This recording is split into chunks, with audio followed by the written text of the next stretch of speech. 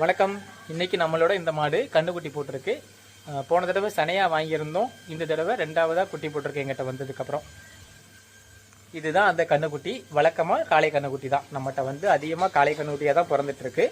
இதில் ஒரு சின்ன சிறு குறிப்பு என்ன அப்படின்னா, போன தடவை சொல்லியிருந்தேன், கண்ணுக்குட்டி போட்டதுக்கப்புறம் நல்ல சீம்பால் எவ்வளவுக்கு குடிக்குதோ அந்த அளவுக்கு கண்ணுக்குட்டி ஆரோக்கியமாகவும் வளர்ச்சியும் நல்லா இருக்கும்னு சொல்லியிருந்தேன். அதை ஒரு சிலர் தப்பாக புரிஞ்சுக்கிட்டாங்க. என்ன அப்படின்னா, கண்ணுக்குட்டிக்கு சீம்பால் போட்டதுக்கப்புறம் பக்கத்துலேயே விட்டு 2-3 நாள் குடிக்க விட்டுலாமா அப்படிங்கிற மாதிரி கேட்டிருந்தாங்க.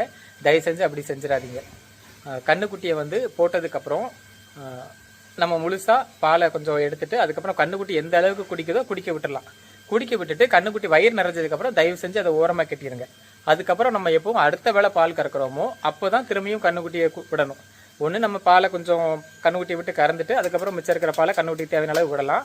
அப்படி இல்லை அப்படின்னா கண்ணுக்குட்டி வயிற்றுக்கு நல்லா குடிக்க விட்டுட்டு கண்ணுக்குட்டியை ஓரமாக கட்டிட்டு மிச்சம் இருக்கிற பாலை கண்டிப்பாக நம்ம கறந்து எடுத்துடணும். அந்த மாதிரி செஞ்சோம் அப்படின்னா தான் கண்டிப்பாக பால் உற்பத்தி தொடர்ந்து அதிகமாக இருக்கும். மாடுமே பிரச்சனை இல்லாமல் நமக்கு பால் கொடுக்கும். இந்த விஷயத்தில் கொஞ்சம் கவனம் செலுத்துங்க. புதுசாக வளர்க்குறவங்களுக்கு இந்த விஷயம் தெரியுமான்னு தெரியல, அதனால தான் சொன்னேன். நன்றி, வணக்கம். அடுத்த ஒளிப்பதிவில் சந்திப்போம்.